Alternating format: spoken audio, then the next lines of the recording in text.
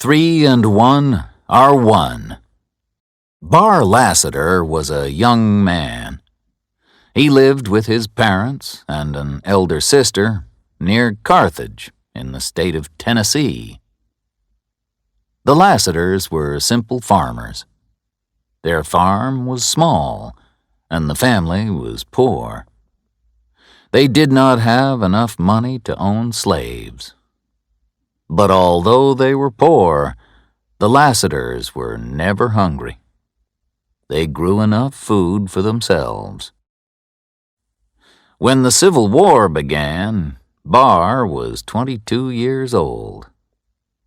The war divided many families. Children disagreed with their parents and grandparents. Nieces and nephews disagreed with their uncles and aunts. Sisters, brothers, and cousins disagreed with each other. Most people in the northern states believed that slavery was wrong.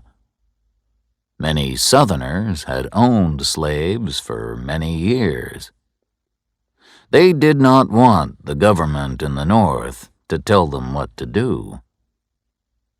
Bar Lassiter supported the Unionists. The rest of his family supported the Confederates. Bar could not live in the house, and he did not want to fight for the Confederate Army. He wanted to join the Union Army.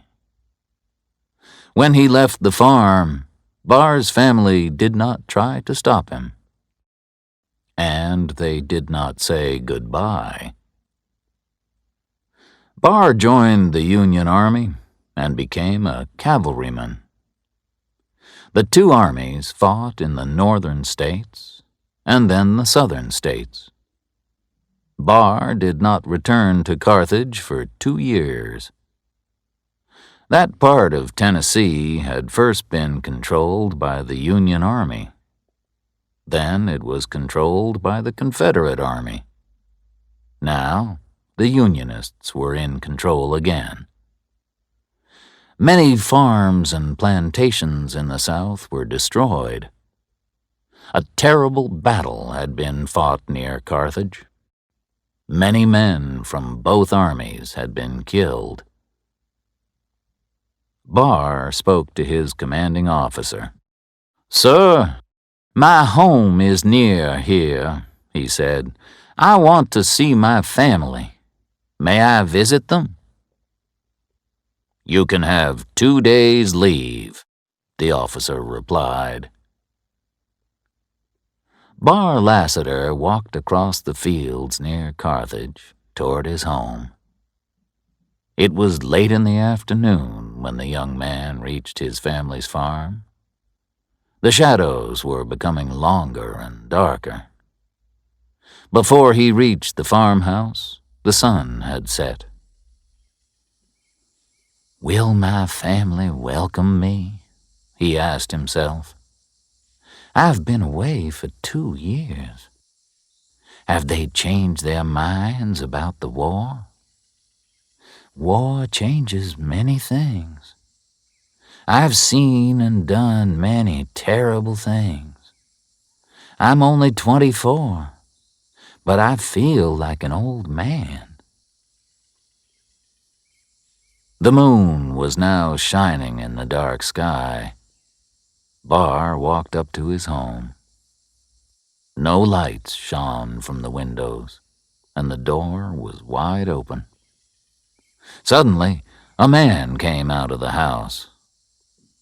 "Father!" the young man called out. "Father!" The man looked at his son, but said nothing. He turned around and went back into the house. Bar was very disappointed. He was not welcome in his own home.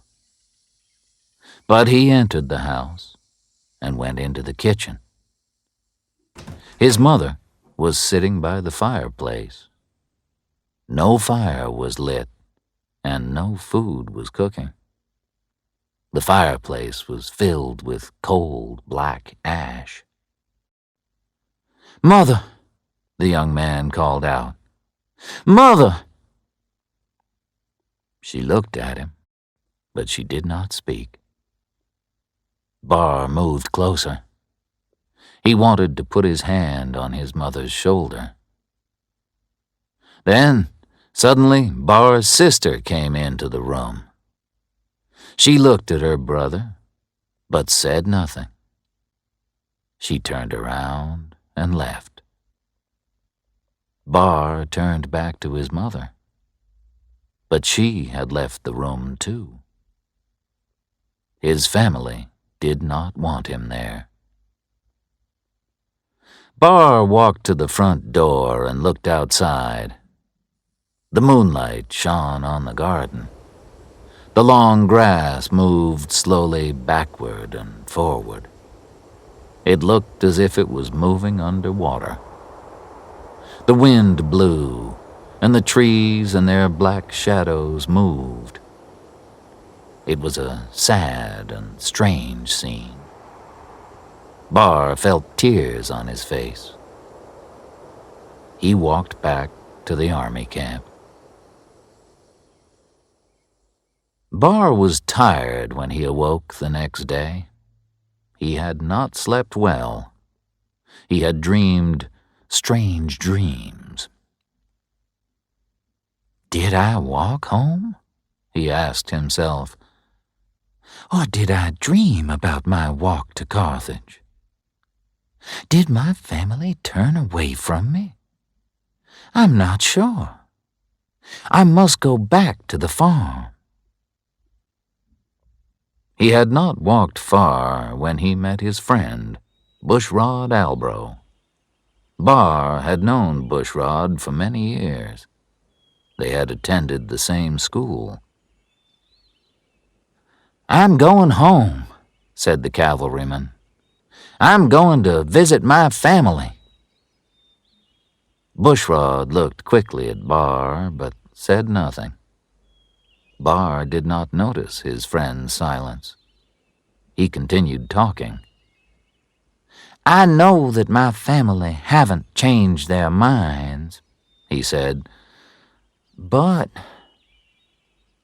"There have been changes," Bushrod said. "I'll go with you.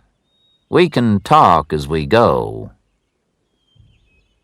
Bushrod did not talk on the journey. He was silent until they reached the farm.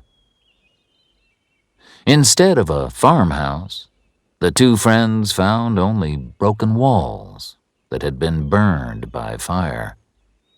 All the doors, windows, and furniture had burned. They had become black ash.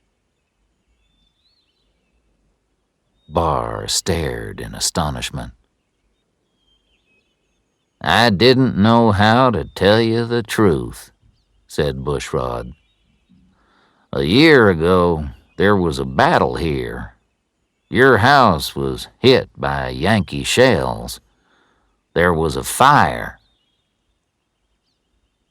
"And my family, where are they?" "They're in heaven, I hope," replied Bushrod.